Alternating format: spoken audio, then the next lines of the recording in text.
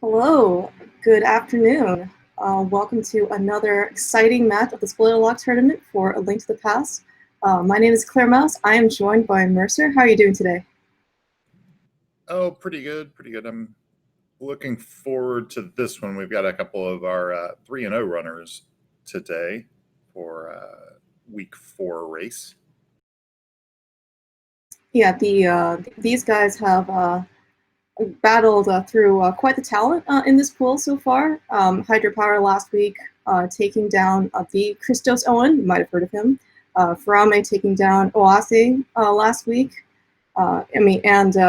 These guys are certainly very strong runners in their own right. So this should be a really exciting match to watch.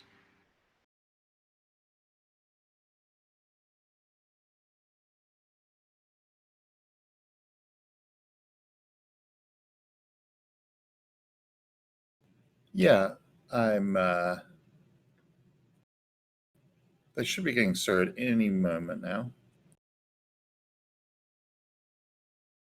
All right, so it looks like both runners are starting out in Sanctuary.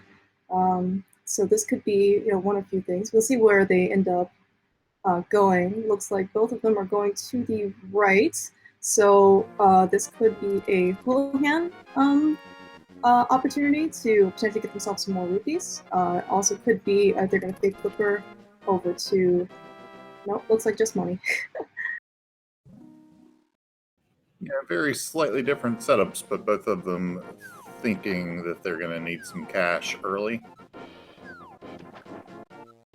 Yeah, so early cash in a spoiler log race is certainly very useful. The resources are always very appreciated.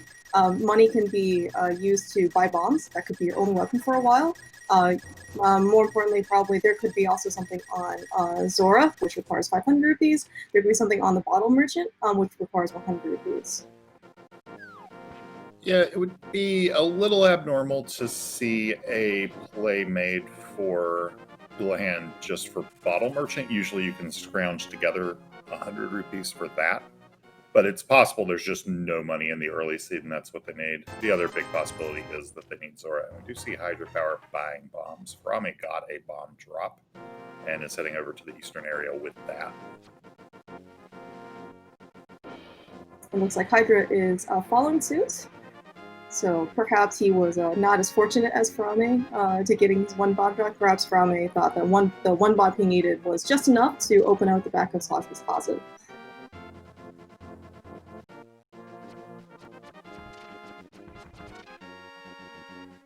So we do see a book pickup. So this could be our early access to Desert. Even though Desert is a pendant, but perhaps something is in there. It looks like Furaime is going into Eastern, which is a crystal. He does not have the bow, so he, at his current state, cannot complete it, but perhaps he just wants something out of this dungeon. Furaime right now has literally no way to interact with enemies of any kind other than walking into them. At least Hydrapower will have some bombs. Not that you need to kill anything in Eastern other than in the room where you can kill them with pods.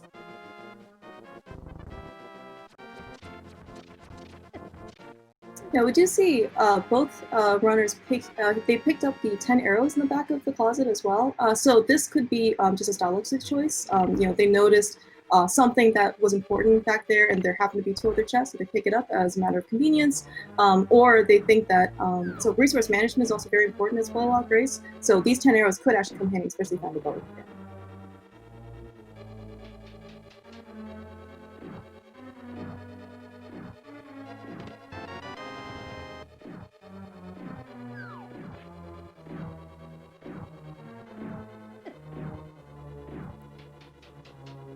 And a little more cash out of Eastern here.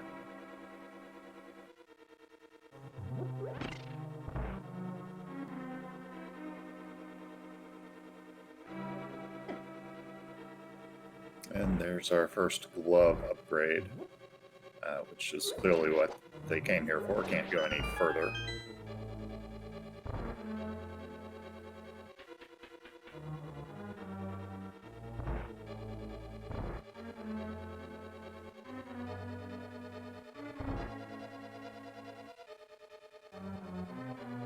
Alright, so we do see Furaime taking his newly found glove, presumably over to Kakariko. This is usually, the most densest of item locations. And given that, so he doesn't have any bombs. So if he wants anything in the back of, let's say, the well or back of Blind's hideout, he'll have to go and buy some, or he can just try and find some. See him purchasing a very important hookshot. And meanwhile, hydrapower heading straight for the back of escape.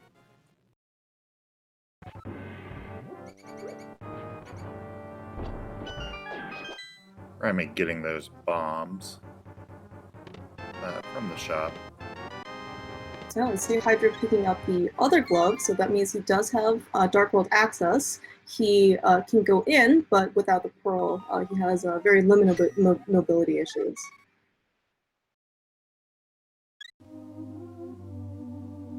Furaime getting the first sword from the chicken hut.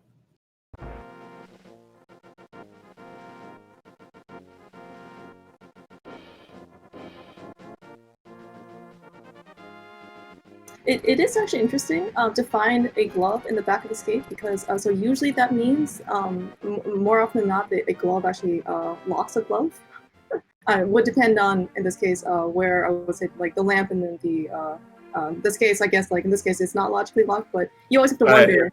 No, it was not just logically, but hard locked, right? Or not hard locked, but logically locked because the key was back there. You could steal it from the front, but it wouldn't expect you to do that. Yes, I did not notice that the key was also in the back of the escape. Yes.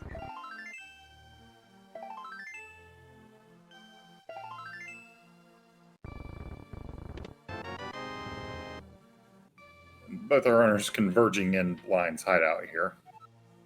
It looks like Hydra decided not to get the item from the back of Blind's hideout. So this could be a safety, but we'll see. So it's a heart piece. So Furaime could be planning to get 4 heart pieces to make an additional heart container. So certainly having something in the back of Blind's hideout is it's pretty low cost to get, and it certainly can help him out in the future.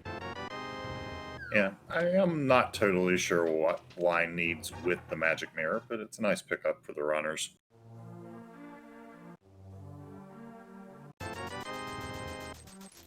Maybe that was one of the reasons that Blind actually went blind. He looked in the mirror and it was very sad.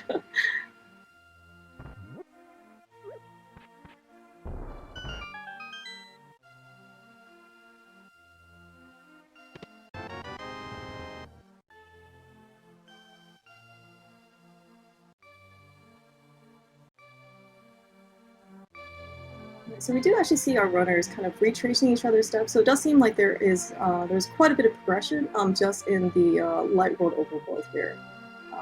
With the exception, of course, with the 2 gloves, one in Eastern Palace and one in the back of Escape.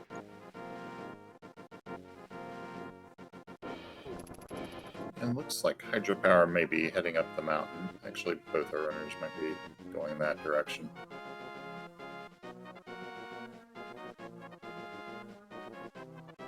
Yep, all said and done, they're lifting this rock at the same time with the same items.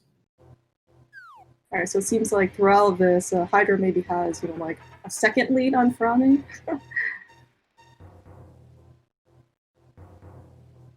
Although Furaime does have an extra heart container, so that could have been the difference between these 2 runners.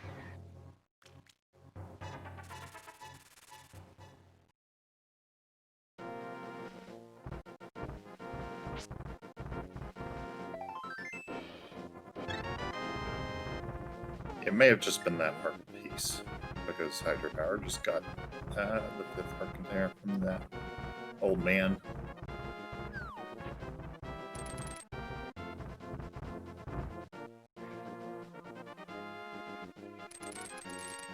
Furaime battling one of the hardest mini-bosses in the game, RNG. That room is secretly like one of the most deadly in the game. It's up there with, the Chain Chomp room.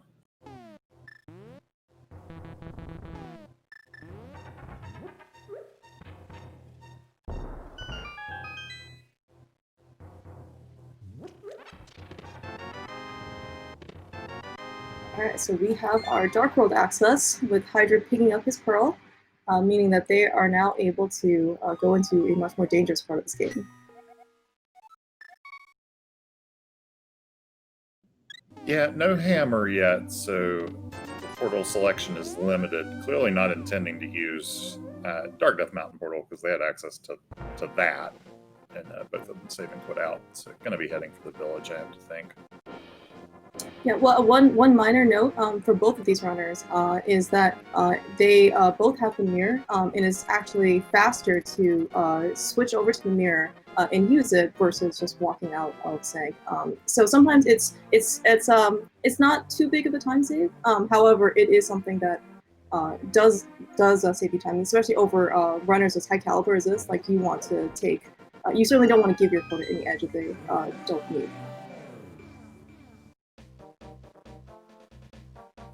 So we're in the area of Skullwoods and Thievestown. However, they are both pendants. So we'll see if either of them even get visited. It does look like Furaime heading towards Skullwoods. Hydra is picking up a first bottle with a green potion, so this can certainly help. And he is going to make his way into Thievestown. Furaime is in Skullwoods. I wonder what he is looking for. Snags the cape out of there. Hydra finding his second sword. So he does have the ability to full clear Thievestown. It is the green pendant, so he may not need to. But so assuming that there isn't anything in the big chest, he can do anything he wants in this dungeon. Meanwhile, Furaime grabs Ether. Ether is not either of our entries today. Bombos that hydrapower just grabbed out of Thievestown is, however, that's our Pearl Rock key. Thievestown is has quite the treasure trove here. We had a flute, we had bombos, and we had a third sword, or we had a second sword. Excuse me. Yeah, and they're all in the front too. You know, if you have to do a dip into a pendant dungeon, that's pretty good. Yeah, with the mirror in hand, Hydra is making probably one of the most convenient food activations.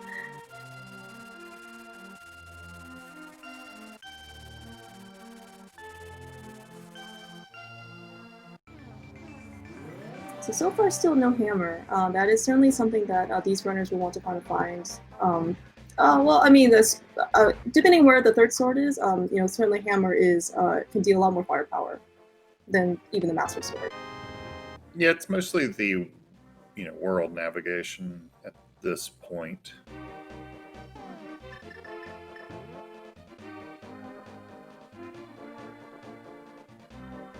Alright, so we certainly do see that a double dip of, so well, depending on where the other bow is, but in this case, a double dip of Eastern is, looks like it's very much required. They found the bow in Dark World, but they needed the glove in order to get to Dark World to begin with.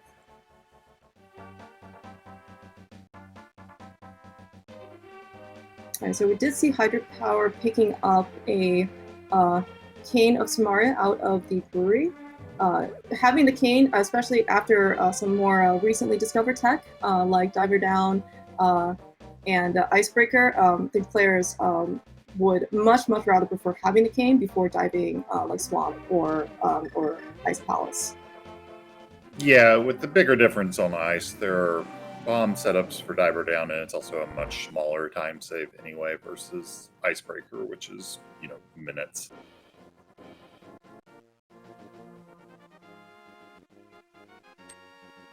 We have a vanilla tempered sword out of the blacksmith today.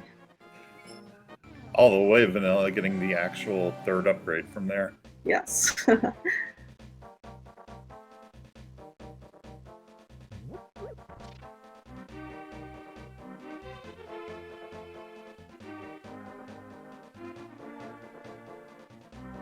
Okay, so we do see Hydrapower walking his way with the purple chest towards, I guess, like the K45 / swamp area. We'll see what he ends up wanting to pick up. Presumably nothing on Stumpy. And nor K45, for that matter. No boots, really does make this trip a lot more obnoxious. Must want something probably off Bombo's tablet, given the mirror and book.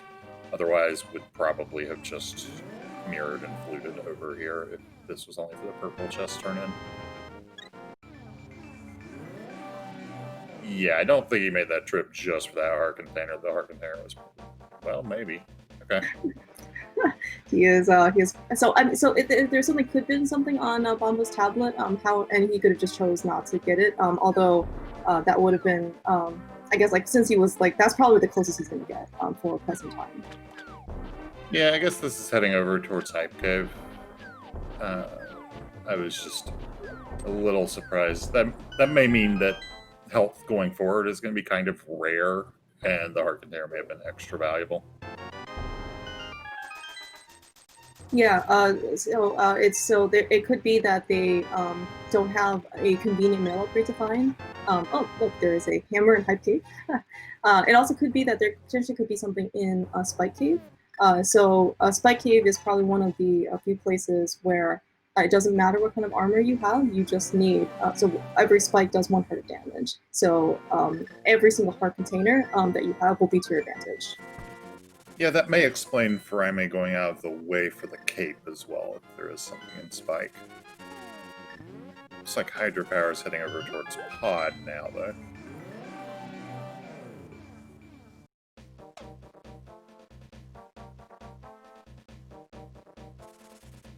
Okay, so with the hammer and bow in hand, and the added convenience of a lamp, Hydrapower can finish both Eastern and Pod in this case.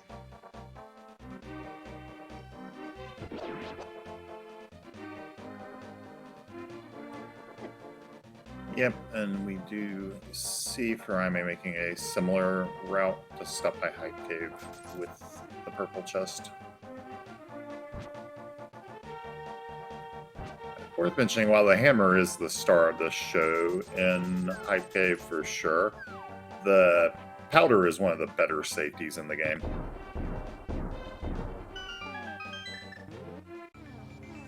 Worth noting that till this point, both runners' magic bars have been completely empty, so the powder does require at least a little pip magic to use. Yes, but no. They do have the Cane of Samaria, yes. so they can fake real powder. That is you are absolutely correct. It was always kind of a treat to see players fake powder with powder. Yeah, I mean, you're probably not going to see it for Eastern or Pod anyway, just because, with the lamp, those are not dungeons where they will take a lot of damage.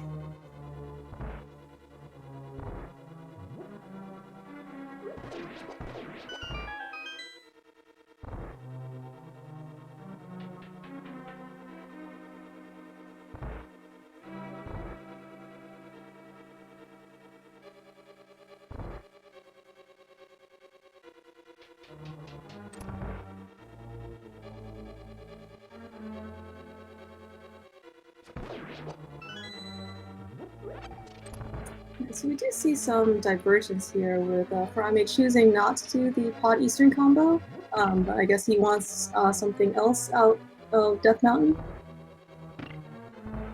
Presumably he's going to clear Tower of Hera with the mirror in hand.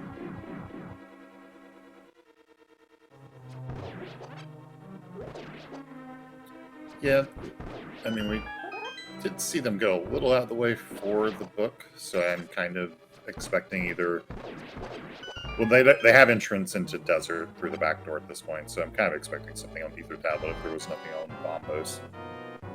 Or they just grabbed it when they were in the area, just in case. That sometimes happens with routing choices.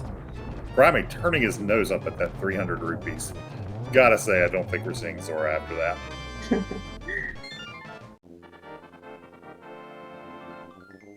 And we see the flippers off of Ether Tablet. I was actually going to say it's a tribute to Furaime's character to not pick up any extra money that he doesn't need. Yeah, so that book was required because Swamp is a crystal, so we need those flippers. also technically, because Ice Palace is a crystal, they do logically require the flippers. However, given that it is these two runners, I'm sure they can bypass that small, inconvenient logical access. Yeah, I would actually be a little surprised if there's a runner in this tournament that needs flippers for ice. It's one of the first tricks most runners learn. So it does seem like from a well, so those flippers certainly are out of the way. I mean, it's there was really no convenient way you could get them first time up Death Mountain when they were in Paradox Cave, so they had to make a second trip specifically for it. So maybe Furaime wanted to take his out of the way trip to get flippers, so he can do, I guess, everything in the boat, like but not in the mountain, and then maybe just make one final trip up the mountain. Yeah, that may indicate that boots are somewhere along the way, just to speed up that trip. There's not really much else that's going to make a difference. There's our fire rod.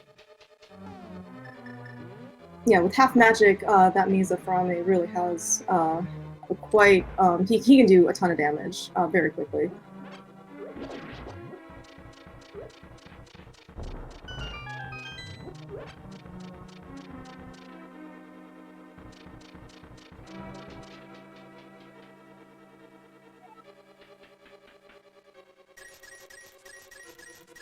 Yeah, extremely. Like going into Mire.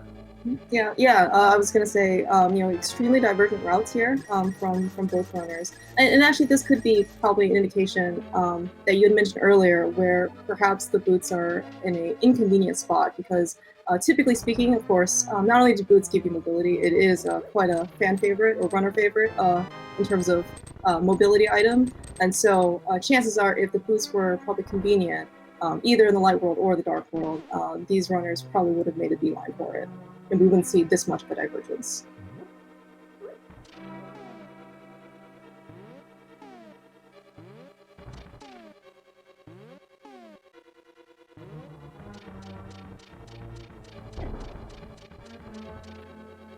Hydrapower gets the bomb jump with only a few buffers there.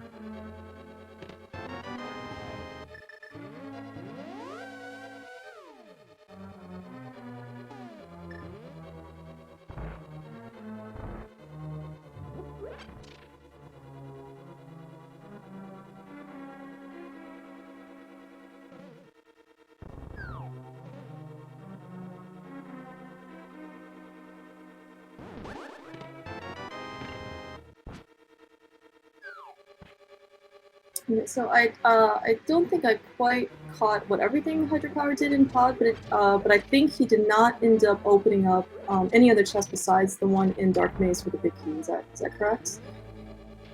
In the back, yes. It looks like he was just trying to get the necessary big key and small key to get to Helmasaur. Right, okay. So there may just not be very much here in Pod. Yeah, that's actually one of the, I would say, like, perks of being able to do a spoiler log is, so if you come to Crystal Pod, right, Pod has 6 items that you potentially can get, and, in a blind race, you're going to open up every single one of those and probably have some tinges of disappointment when you see that there's no progression, but in a spoiler log race, you can just pick and choose whatever you need. In this case, if it's just the big key and a small key, you are quite happy. Yeah, especially with Pod that has just an outlandish number of small keys, with 6. You can, and you don't need most of them to get to the boss, you only need to have one small key and a big key. You can really, depending on where that big key is, plan out a route that minimizes how long you have to spend within Pod.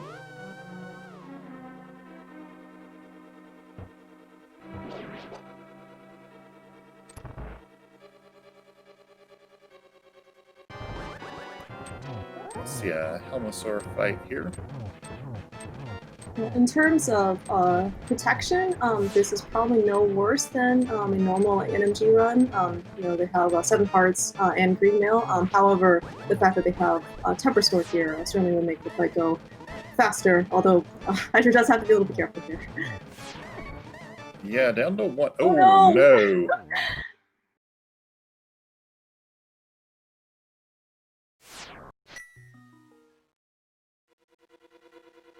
That's going to be a pretty bad setback. Gonna have to walk all the way back up there. I think it was only a sword slash away as well. Yeah. I mean, Helma is it's for how early that you find this boss in the vanilla game, which is the first dungeon of the Dark World. I mean, he is deceptively difficult. I mean, he is in so many runs from like so many good players. And it's just there's a lot of RNG in the way that he moves, in the fireballs. It's just even if you practice a lot, sometimes you can still get really unlucky. But we do see Hydra making his way back. So one really commendable thing for runners, especially of these caliber, is if you take a death, it is probably not the best feeling in the world for you to have, but you can't let what had happened in the past influence what your future actions will be. So the fact that Hydra actually made his way to Pod, you see him doing very consistent things, what he did the first time, and very clean movements. Just shows you that he is. That it's basically like as if nothing happened. Yeah, if you ever hear a commentator or a runner talk about going on tilt, that's kind of a reference way back to pinball, but to raging out a little bit and making more mistakes because of regret over a previous mistake. It kind of ends up as a bad feedback loop if you can't break out of that. Yeah, no, and I will say that even though we don't have any audio from either of these runners, I would not be surprised if Hydrapower's language is a bit more colorful the second time around than the first time around. Yep. Gets it cleanly though. Yes, and, we definitely do not see whatever had happened before influence his execution this time. Picking up his second crystal, whereas Furaime, I think, while we were focused on Hydrapower, ended up clearing Mire. So it looks like he is going to also do the Pod Eastern combo here after picking up what is presumably going to be like the I guess like a lot like so after Furaime has done much more like overworld checks and got some more progression items, but not necessary for this dungeon. Yeah, we're gonna see Hydrapower have to go and get those flippers at some point, get that fire rod.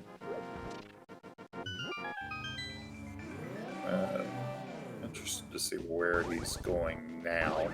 We do still have Ice Rod also outstanding as something we're going to need at some point. Hydrapower will have to stop by the dam and grab Quake, but can maybe loop that into the swamp.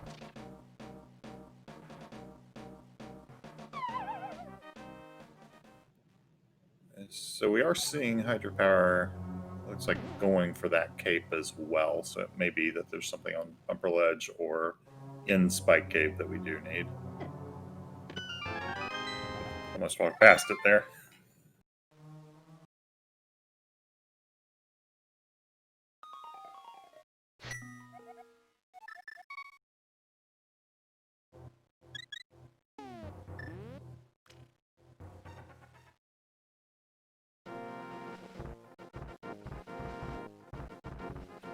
And yeah, Hydra heading up the mountain. We'll see if Hydrapower decides to go ahead and knock out Hera while up here, or just also saves it for presumably at the very end, right before going into GT. Yeah, so I think in Pod here, Furaime is taking a alternative route than Hydra did, picking up the map and additional 2 keys. Looks like he will still need to go to the back and pick up his big key.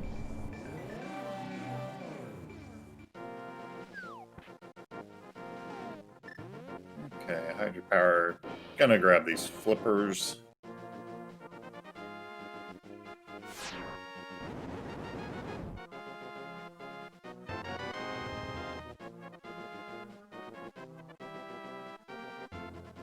Furaime doing a very good job doing his hammer yum into Pod. Hydrapower making what looks to be a Spike Cave place. This may be what they've been getting the cape for. So this is actually interesting. Whatever Hydropower wants out of here, Furaime, I think, when he was up here with the flippers, he chose to not pick this up. So it could be a safety, or I mean, if it's necessary, then Furaime will have to come back for this. Yeah, we saw Hydropower do the whole bomb to start it, and gets across the finish line. It is a blue male. Nice safety. Well, I guess if you're in a blind run, if you're gonna do Spike Cave, that prize is certainly not the worst thing you can see, although it is somewhat of an annoying location.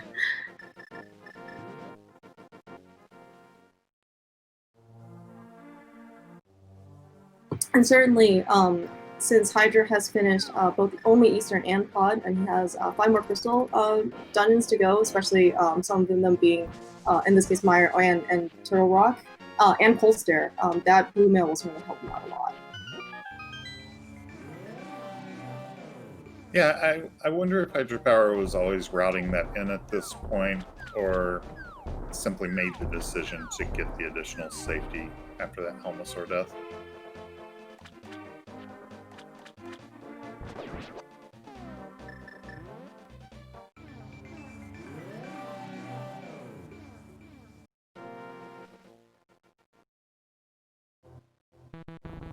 So I actually do like Hydropower's routing in this case. So even though Furaime did pick up Quake kind of along his way from the Dig Game or Village Outcast towards Hype Cave, the fact that Hydropower is doing Swamp in combination, that means he actually only had to enter, I guess, like the Light Wheel Dam once, whereas Furaime will need to do it again in order to drain the dam.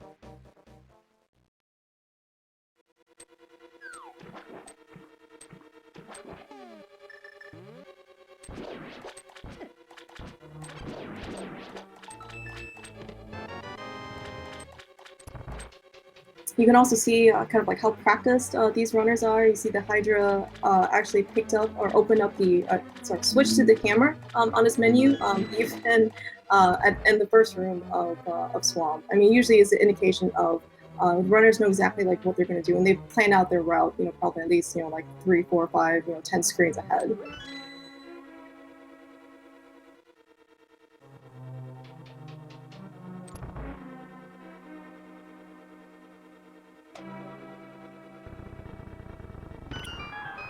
Nice Helmosaur fight there from Furaime.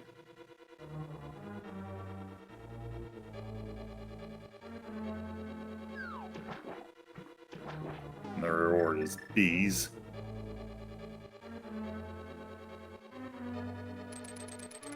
Bees certainly in the early game could be quite useful, especially if you don't have a sword. I mean, these guys are pretty decked out in terms of firepower, so I don't imagine them having a dire need to unleash a bee, but they can always do fun.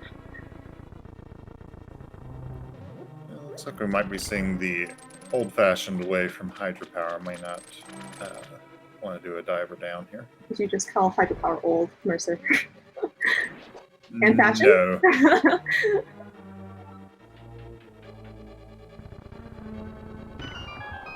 It's always kind of refreshing to see kind of like some like older older strats kind of like used, especially with kind of like the new invention of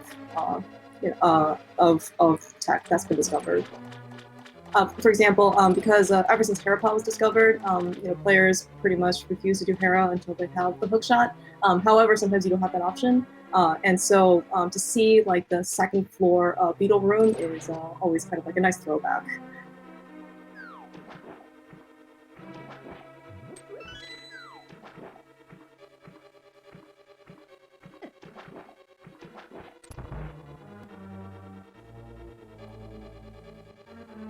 And Hydropower heading into boss fight here. Pretty quick Swamp, didn't have to go to the left side or anything.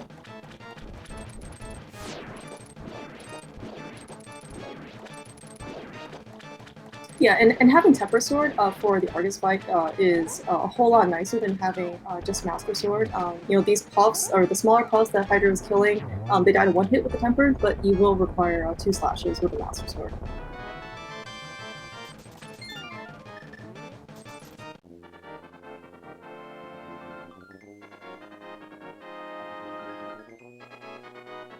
So we do see Hydra taking down Argus, second phase. So I think he just took it down with Temperate Sword. Furaime, when he does Swamp and kills Argus, he will have the additional option of using Fire Rod on Argus phase 2. It could be a little bit faster. It's not going to be like that much of a time gain, but it certainly will be faster than having Argus drop down a second time. Let's see. Looks like Hydrapower heading towards the Mire area.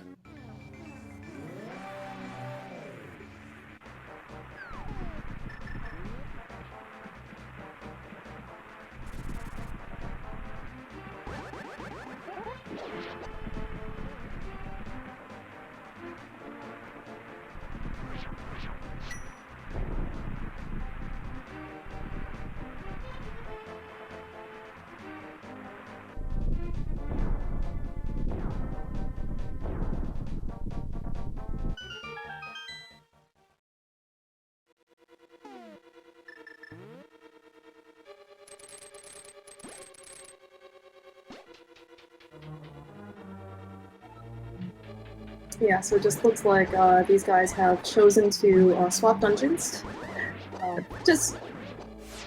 Go ahead. Yeah, I was going to say that after this, they'll actually be pretty close to converged. Hydrapower will still have to grab the Fire Rod out of Checkerboard Cave, so it's not exactly even, but otherwise they'll be progression identical, same dungeons cleared and same items in inventory.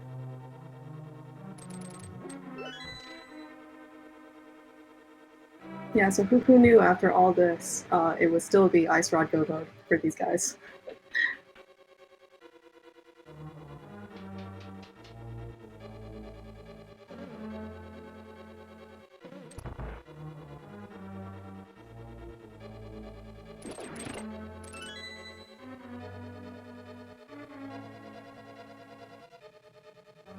Yep, and we'll see where that ends up being, if it's somewhere in Turtle Rock, as it tends to be very prone to being in Rando, or if it's somewhere else in the world.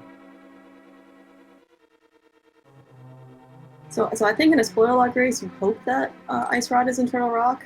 In a non-spoiler log race, you hope that the Ice Rod is completely not in Turtle Rock. Is that right?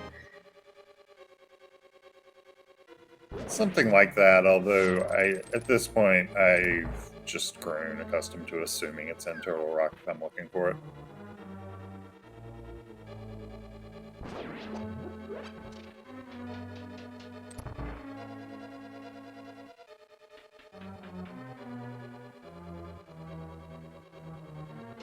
Yeah, one also nice thing about the seed is that outside of, I think, the initial required double dips of like the early dungeons like Eastern Palace, these runners, because most of, if not all the progression was out in the overworld, these guys have just been essentially go mode in dungeons. This is something that you don't usually have the luxury of doing in a blind race. And we do see Furaime setting up for Diver down. And given that Hydra didn't even come down to this room, I'm not actually sure that draining the water cost Hydrapower any time with no boots and that. Yeah, no, that's really a good point, because yeah, Hydra drained the water, but he didn't have to go all the way down and walk all the way back up to this room.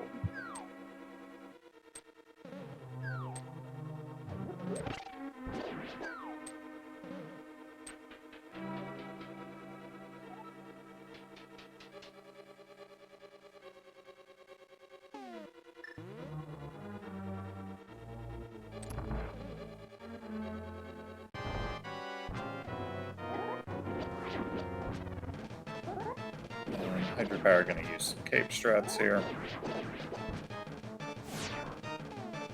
It's pretty nice and quick.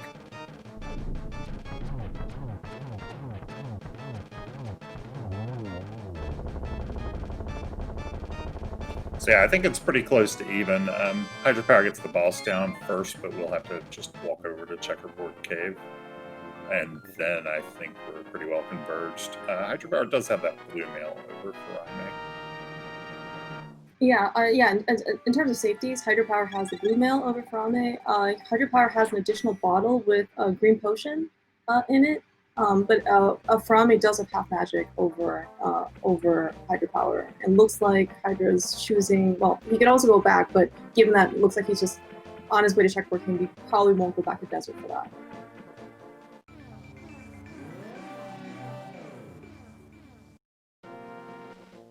Yeah, I think all around it's pretty close together.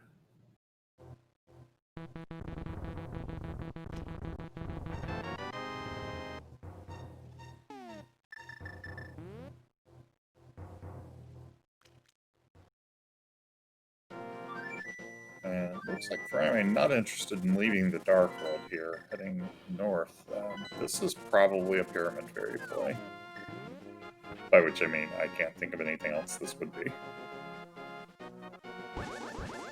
Yeah, typically when you exit Swamp in the Dark World, one of the primary reasons why you'd be walking somewhere versus especially these guys have the flute is Pyramid Fairy could also just be going towards Ice Palace, going to immediately to the right, or maybe it's like a Bombo's tablet check. But given that both runners are already kind of in the area of Bombo's tablet, like that's probably not where they're gonna go. Yeah, Furaime making some pretty good dodges there. Yeah, and this is going to work out really nicely for Furaime. They were, collecting the Fire Rod and exiting Swamp at about the same instant, but because Furaime was right here, now has, a couple of screens lead.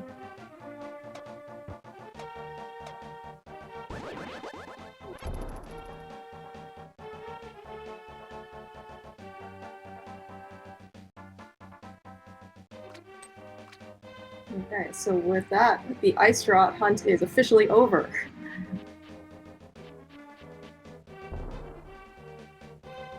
I mean, it was kind of a hunt. They had a map to it, but it's fine. So I would expect we'll see Ice Palace from both of them and then up the mountain.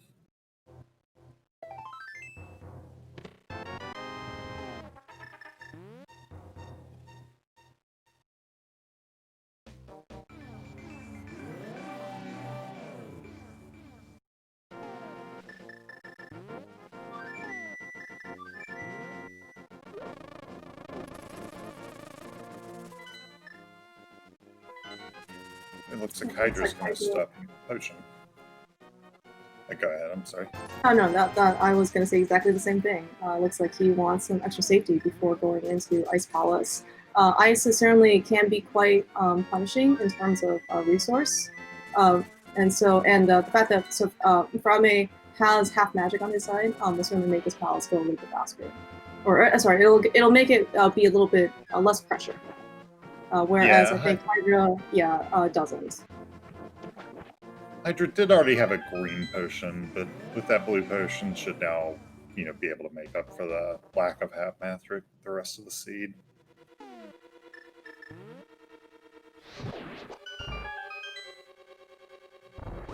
At this point, unless the other bow is just somewhere immediately along the path, they're not going to get it.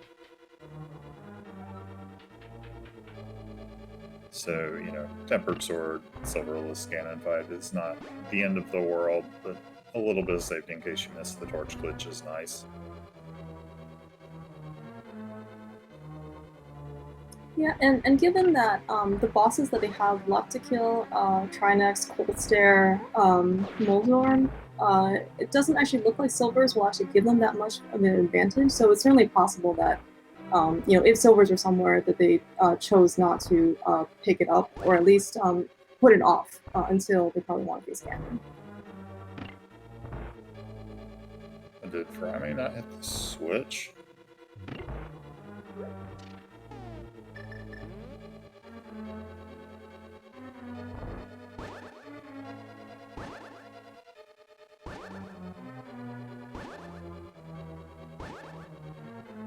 This will give Hydra a bit of a breather.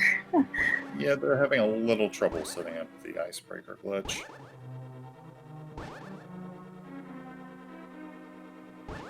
I don't know where the big key is. This could be somewhere between not that bad and pretty bad. Mirror's back, so it's probably pretty bad. That's going to be pretty huge. It's hard to That's definitely a lead change for hydrapower. Yeah, I actually one notable thing about a spoiler log race is that the runners are allowed to watch each other's streams as well as the restream, and also chat for what it's worth. So I'm wondering if Hydrapower is like watching this, you know. So like, given that he already had a death early in pod, he must not have been feeling so great. But now, if he's watching, he can actually see that he actually, despite the death, has a bit of a time lead over Furaime. Yeah, there's a wide range of how much runners actually do that, from people who find it a distraction and just can't concentrate if they are looking in, to people who are active in chat during the race, which is a level of concentration I admire but do not have myself. Yeah, it's mind-boggling to me on how runners can execute at such a high level, and also like be interactive in chat. I am looking specifically at Ari, who is in chat today.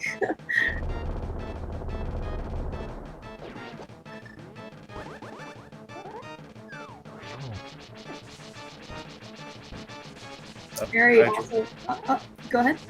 I was just going to say, Hydra had them in the corner, but an unfortunate ice crystal drop lets them get away. Not really any danger in this fight, given the heart situation and Blue Mail and all, but definitely a slower fight than I think Hydrapower would have wanted.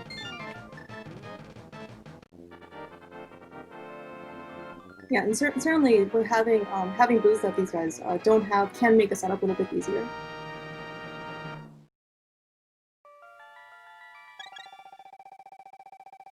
But yeah, as you mentioned, the equipment that Hydra had, blue potion, green potion, blue mail, cape, probably should have been enough, at least for a safe enough fight for to get the full string.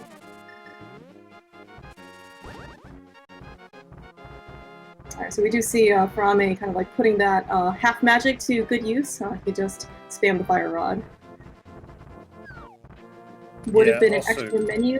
Yeah, it would have been. Yeah, I was gonna, just to finish up. I would have been extra menu and magic refill for Hydra if he chose to do that.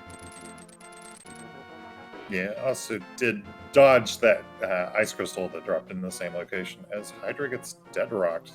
Another, although there is a way around that he finds for that particular one.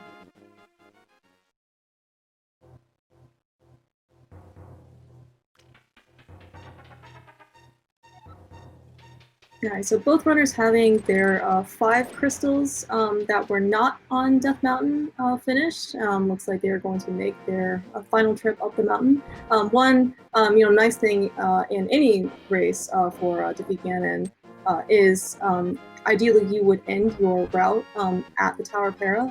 That had being your last crystal. So what you can do is you can go to the Dark World, mirror to go to the Light World, beat Tower of Para, mirror back, and then you're immediately at Gandalf's Tower, which is like the shortest transition you can possibly get.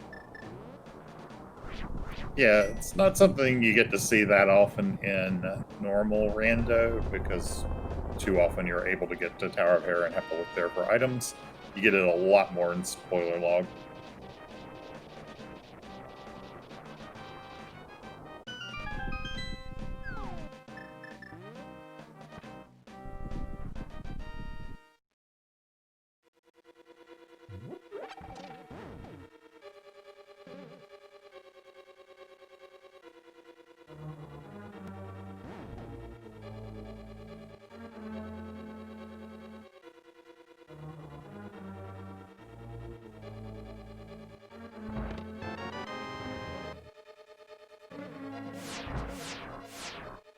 And one also nice thing about routing from both these runners is that they really just made the minimum number of trips up that's necessary up Death Mountain. This is something that I think runners in general have to just be kind of like cognizant about, but every trip up the mountain is probably at least like a minute. And so if you can avoid multiple trips up the mountain, like you absolutely want to.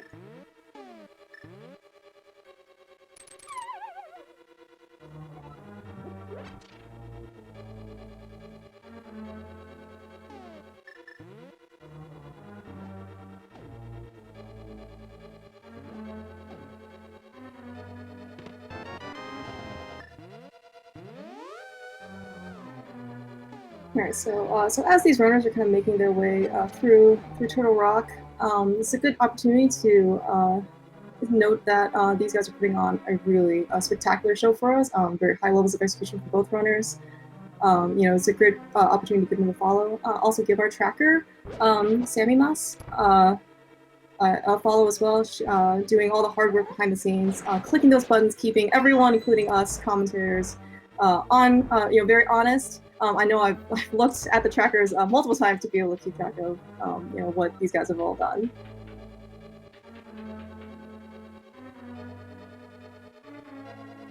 Furaime just caping through that roller room.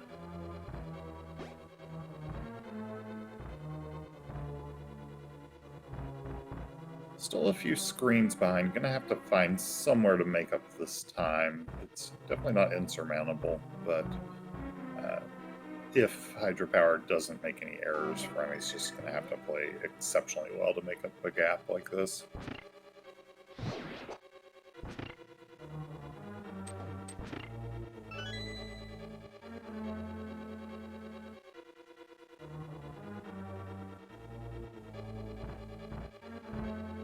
I do think that if anyone can make a comeback, and not saying that something like this is out of the picture, it is going to be Furaime.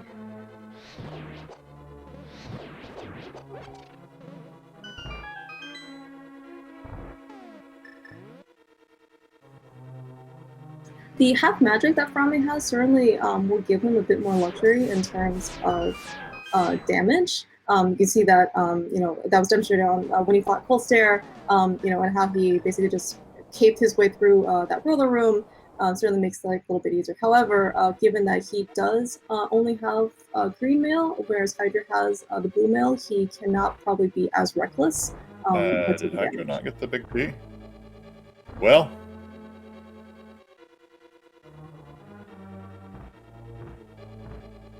This is unfortunate. And I think the lead just switched again. These routing divergences. You can't steal this key if the big key is vanilla in Turtle Rock. Yeah, can mirror back, might actually still be ahead, but it's not by much.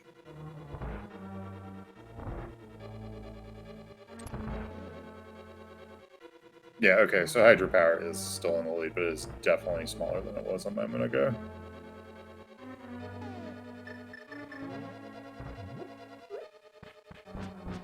It's a good recovery, though, to route it back with the mirror like that to not end up taking even more time walking back.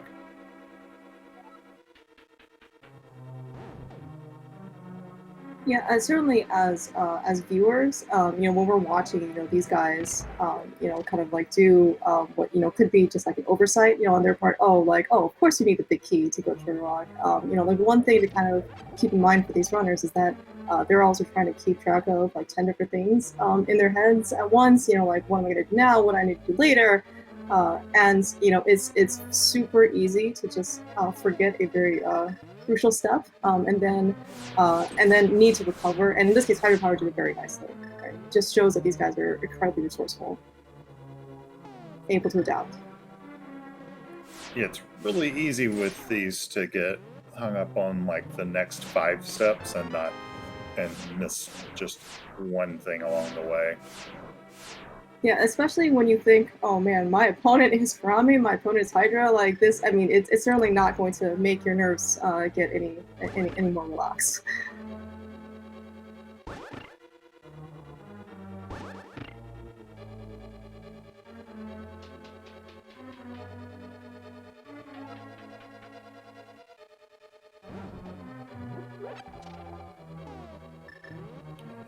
Hydra heading into Trinex as Furaime gets that last key.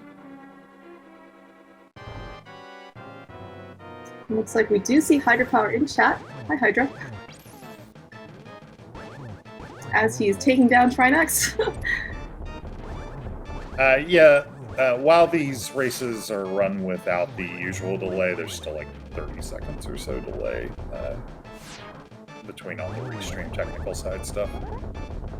So probably finished with Trinex and chatting during the cutscene.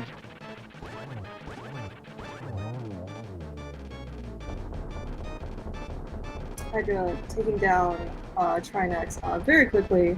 It's really very nice to see. Furaime looks like he's on his way to do the same thing.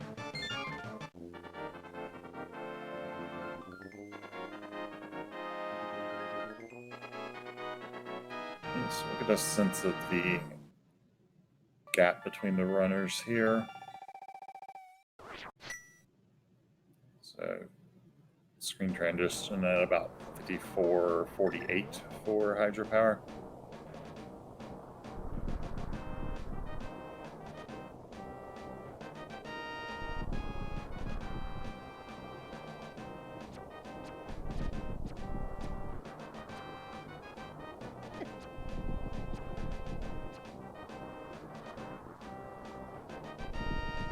So a hair under 30 seconds difference, looks like, right now. Alright, so we did see Hydra mention something about Harapot without boots. We will see what happens. So I think most runners, or many runners certainly, enjoy having the boots here to do Harapot, and I think the setup is probably similar. However, it's like versus the bombs is the bomb setup. It's just that with the boots, you get a lot more attempts to get into Harapot, whereas bombs I think your attempts are limited. Looks like Hydra will be doing the basement. Yeah, that's going to be more than 30 seconds. So if Furaime knows Harapot with the bomb setup, this is going to be a good opportunity for another lead change. So before the race started, I did see Furaime practicing Harapot with the boots. If he practiced Harapot without the boots, that was not streamed. Gets it first try though. Very nice. Yeah, with a decent amount of buffering, but still on the first try. So gonna be in the lead here.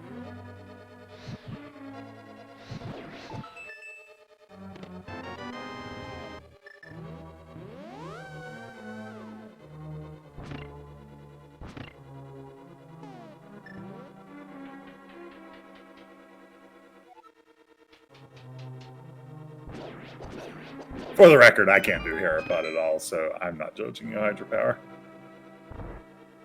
I don't think I don't really think anyone can really judge any of these runners. They are both exceptional. Furaime does get his last crystal, which means that he is ready to scale GT. It is interesting. Well, so they don't have boots. If boots are in GT, I would be curious to see if either runner goes for them. So it, depending on where they are, I think a lot of runners, by the time they climb the gauntlet, they're used to having boots. So a lot of their strats actually depend on using boots. So not having them could actually be a difference. Yeah, it would be interesting to see what they decide to do here. It could be that those are just, buried somewhere really terrible, though. Hey, look, boots lock another armor upgrade. You think they'll go back for it if they get boots? No. From 10 Hearts of Blue Mail. Well, so that's on Hydra's side. Do you think Furaime will go back? Because he's on green mail. He does have 10 hearts, though. He's on 10 hearts, maybe he's no. Yeah.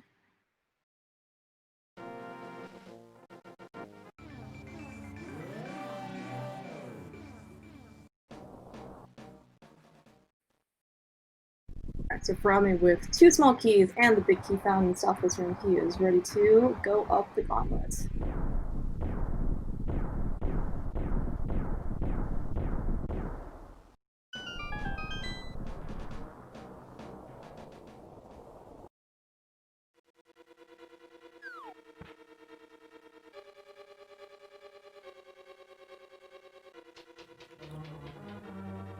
Hydra going a different direction.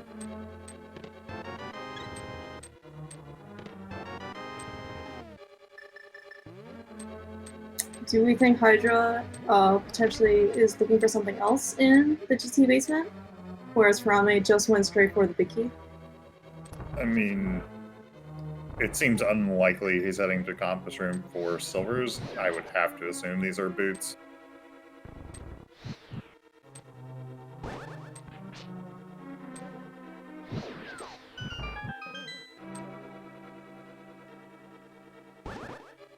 May just feel deeply not confident in bootsless versions of these rooms.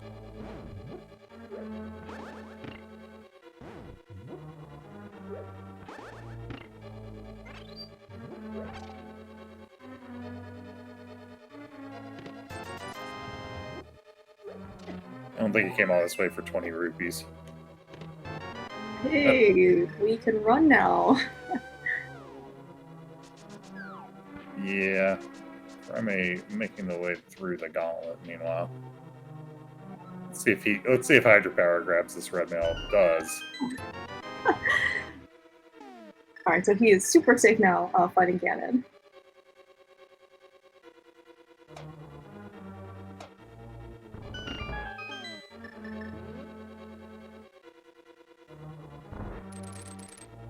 Here you see a very quick kill for Lema 2 on Furaime's side, really putting that Fire Rod and Half Magic to good use here.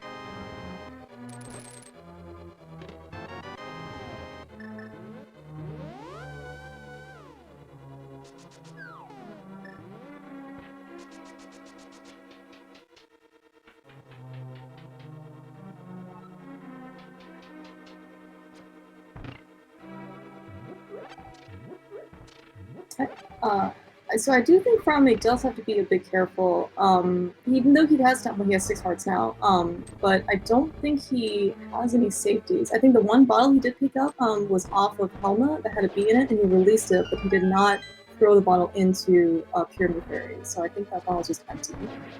Yeah, the spoiler log does tell you what those fairies contain, and in this case I believe that one was another bottle with a bee in it, so...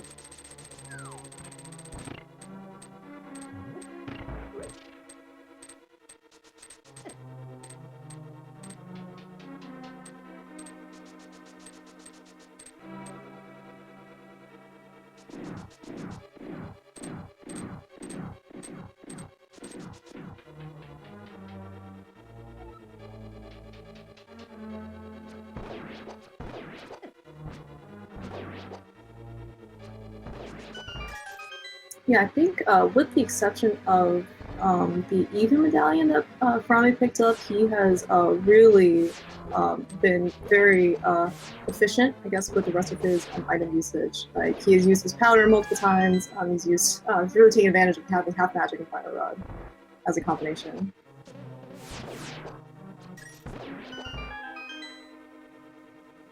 And Furaime going past the last chest. So at this point, I'm actually going to, because it's funny, spoil where silvers are. Hydrapower can now go get them if he wants. He just has to go do Aga 1 because they're on the lumberjack tree. Oh, perfect. So what he can do is he can kill Aga 2, mirror, do Aga 1, and then go get silvers for Ganon. Yeah?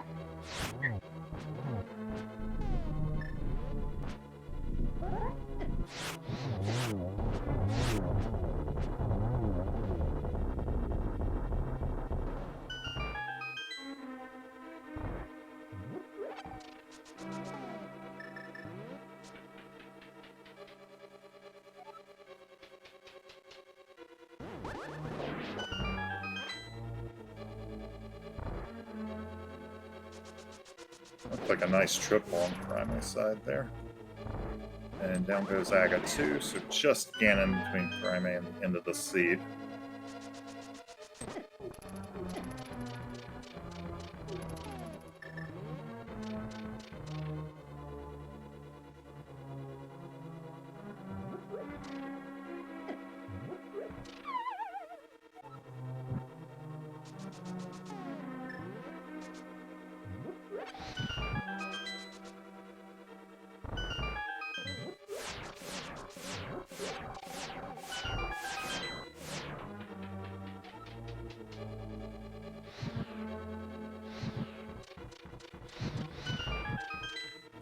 Ganon asking the tough questions.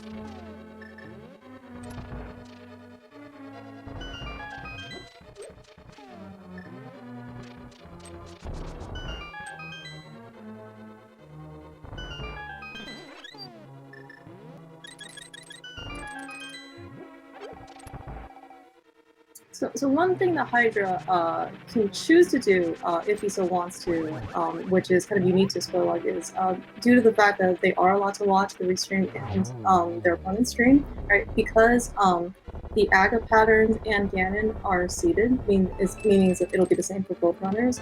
He can, in theory, see a preview of Ganon and Aga 2 on his side before actually tackling it. I hope he doesn't have enough concentration to do that. That just would make me very sad.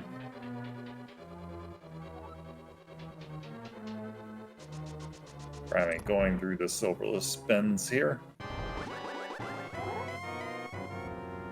He does get Torch Glitch, certainly, and the non-silver was hit, but certainly the Torch Glitch is not necessary, or it's certainly just probably like a convenience at this point. He has half magic, his Fire Rod, which should be fine. Yeah, also could switch to the lamp if it had become a problem.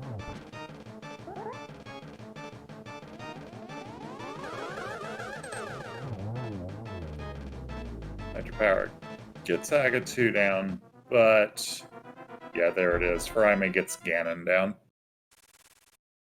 Alright, get your GGs in chat. Furaime just has to walk across the bridge.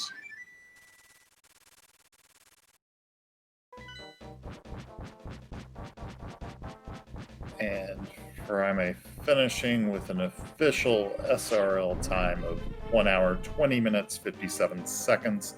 That includes the 15-minute study period for a spoiler log race, so game time 1:05:57. Yeah, we do see Furaime in chat. So, saying he almost forfeited after Ice Palace. Oh yeah, that's right, because Furaime, I think, forgot to flip the switch when he was doing Icebreaker. So we do see Hydra taking Ganon down, or is he on phase 2? Sorry, I think I missed the first part of the fight. Oh, he's already on phase 3. Okay.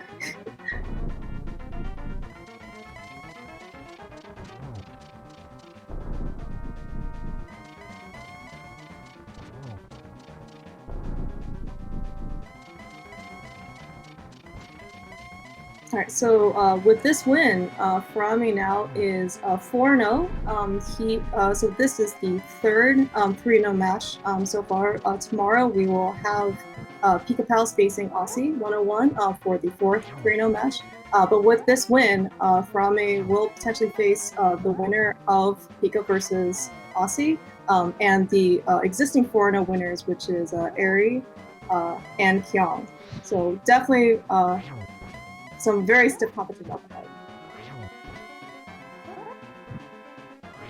Yeah, with 7 rounds, the 7 rounds that we have, we are not necessarily guaranteed to have anyone go undefeated in Swiss.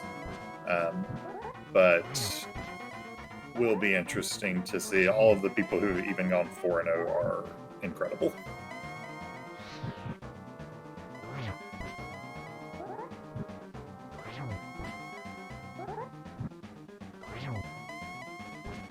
So Furaime kind of asking what the difference was. Part of it was that he forgot the Turtle Rock Big Key, but the difference really was at the end that he couldn't do Harapot without the boots. That was much larger than the Turtle Rock Big Key with the recovery from that as Hydrapower finishes up. Hydra also making his way across the bridge, has defeated Ganon. GG's Hydra. Yeah, GG's finishing with an official time of 1 hour, 23 minutes, 24 seconds, with the 15 minutes included for study. Ends up as 1:08:24 without that.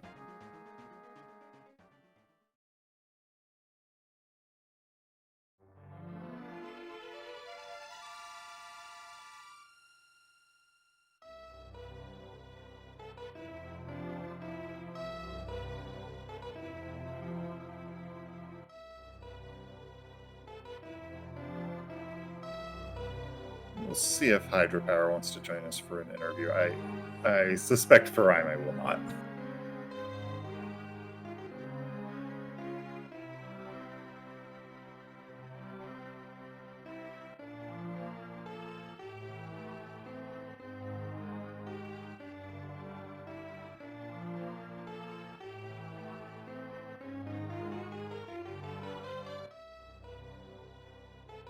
But that was a fun race to watch. A lot of back and forth. Some of that was probably for reasons learners are not necessarily thrilled about, but it was a good show. And I definitely enjoyed watching that one. Oh yeah, no, these guys are very very skilled, and doing a spoiler log race is a lot of pressure. It's certainly quite intense to read that spoiler log within 15 minutes to come up with some sort of coherent route, and then you have to remember your route, right, as you're executing, and making sure that you still do all the precise movements that you're used to. It's just so much to keep track of. Yeah, and we are joined by Hydrapower. GG's. Thank you very much, friends. GG's, Hydro. Was it a GG? I don't know. There was some mishaps, I think. So things happen, yes. So by the end, I was like, well, I'm screwed anyway. Let's just have some fun. And in case you hadn't told anyone yet, so I didn't think it would be enough to make up the time, but at that point there were too many mistakes that had happened. So most notably that I don't know the hairpot without the boots, because I'm absurdly lazy about learning new tech, and I decided to learn it with the boots for this tournament because I'm thinking, well, what are the chances that I don't have the boots and the big keys downstairs? I'm sure it's practically nothing, but guess what? It happened today. Yeah, actually, so were you watching were you watching Furaime's or the restream like the entire time, or were you just kind of like popping in and out? I popped in at the end of Turtle Rock to tell everyone how great of a 3-0 player I was, with some Keck W emotes, because I don't know, things were just going wrong. I died to Helma, I forgot the big key, I did a bunch of mishaps there. So by that point, I'm just like, let's just see what's happening. And I was surprised to see that I wasn't completely far behind, but I knew that the hairpot, lack of hairpot would put me behind. So I just was having fun at that point. You certainly made a very nice recovery in Turtle Rock when you didn't grab the big key the first time, though. Yeah, I know. I was looking at the small keys to determine how I could do that, and it looked like I could avoid Laser Bridge. And I was like real happy about that. Like, yeah, I don't have to go to Laser Bridge. That's sweet, But I forgot one minor detail, and that was the big key. So I didn't notice it, of course, until I got the big chest, or tried to get the big chest, and I couldn't get it. So, yeah, just a problem there. So. Yeah, I guess. So you were kind of running a little bit behind heading into ice, but Furaime had a mishap of his own with forgetting to flip the switch for Icebreaker. Oh no, that's too bad. Yeah, that really makes sense. Yeah, it was kind of back and forth. Y'all did a lot of the early game in different orders for the first 4 dungeons, but you converged heading to Pyramid Ferry. You were a couple of screens behind because Furaime, you got the fire rod at the exact moment he transitioned out of Swamp Palace, but because he was already at Swamp Palace, he got to Pyramid Ferry faster. Okay, yeah. There was some interesting routes you had to come up with, so I decided to just eat the Eastern Palace double dip there. I figured that was probably, I don't know if it was better or not, but it was something that I came up with, and during these races you just have to come up with something and go with it, and I'm sure you can always go back in hindsight and figure out if that was the right thing to do or not, but that was what I decided to do. So, and actually the Houlihan at the beginning was kind of like a desperate I don't know sort of thing, because I couldn't find bombs or money or anywhere else, so it actually ended up solving my money and bomb problems at the beginning, so that worked out. It was kind of a happy accident there. Yeah, I don't think the Eastern double dip was avoidable. because the other bow was on Lumberjack, so it was inaccessible before GT. And then the bow that you got was mids locked. Yeah, that's true. So I guess you would have to do it anyway. So yeah, no silvers today, of course. But yeah, so there's stuff like that, and the cape ended up pulling double duty for me today because I was getting it for Vitreous, and I was originally going to hop right into Skull as soon as I got Dark World access, but then I realized that wasn't really necessary, and then I'd have to, have a kind of painful walk out of there because the key layout and stuff. But then I decided, you know what, I have to climb the Lightside Mountain anyway. Why don't I probably have just enough for Spike Cave and get myself the blue mail, because there weren't a lot of hearts to find in easy places too, so green mail low hearts is pretty sketchy. Not for some people, but for me it is. So I decided that I would get Spike Cave, and I tried to do this like funky damage boost with a bomb, but then I remembered that I had green mail anyway, and it was still going to do 1 damage, so it didn't do anything. So that was goofy, but yeah, I just like having the blue mail in general if it's not too far out of the way, although this was probably pretty far out of the way. But once I had it, then I didn't really have to worry about hearts anymore. So yeah, and of course, I don't know if I mentioned, but the cave was for Vitreous too, just to make that easier, because he's a pretty dangerous boss in spoilers. So yeah, double duty today for that cave. It was pretty nice. Yeah, and we did see Furaime also grab the cape. I don't remember if he actually used it on Vitreous or not. Did not ever actually get off of green mail. Was on green the whole time. And did you have any considerations to pick up half magic in Desert, Hydra? I thought about it. It wouldn't be too far out of the way because it's just right in the middle of the desert there. But I'm kind of used to not having it. It makes things a lot easier when you don't have, or when you do have it. But I think I can get by without it. And I think today, like against Cold Stare, I had Bombo, so I could just use that first and have a bunch of Fire Rod shots for the battle. If I didn't have Bombos, maybe I would have thought about grabbing it, just to make the fight a little safer. But I think I could get away without it today. And I had the lamp too, so if you didn't have the lamp, I think I would definitely need to grab it, because Fire Rod only on single bar magic gets pretty sketchy in certain places. So in the end, I think it was okay to leave behind. Yeah, I don't think that was the big difference maker. Probably was the things you've already identified, the Parapod and Helma Sword in particular. Yeah, it was too bad about that Helma play. Helma is a sneaky hard boss or sneaky dangerous, I guess, in spoilers, because you might have only green mail and a handful of hearts, and I had 7, I think, which should be enough, but it just got away from me at the end there, and just ended up getting comboed there. So yeah, that was too. The knockback directly into the path of the tail was Yeah. kind of rude for the kill. That was the wombo combo there. It was too bad. It shouldn't happen, but it does every once in a while. I'd say Helma is a sneaky, dangerous boss here, so it's too bad. But nothing better to do than just go back and try again. I tried not to let it bother me, but I knew that was a critical error there. So Your execution certainly didn't show that you were tilted at all. So. You really have to try to avoid that, because then it just spirals downward. So I just kind of it was almost a little bit relaxing. I mean, I hate to say relaxing, but it's like, well, that's a big bad problem, and Furaime is probably not going to do that. So you know what? Now we're just playing a video game. Don't worry about it, man. We're just playing a video game. So I tried to put it out of my mind and just focus on what the next step was after Helma and just carry on. So.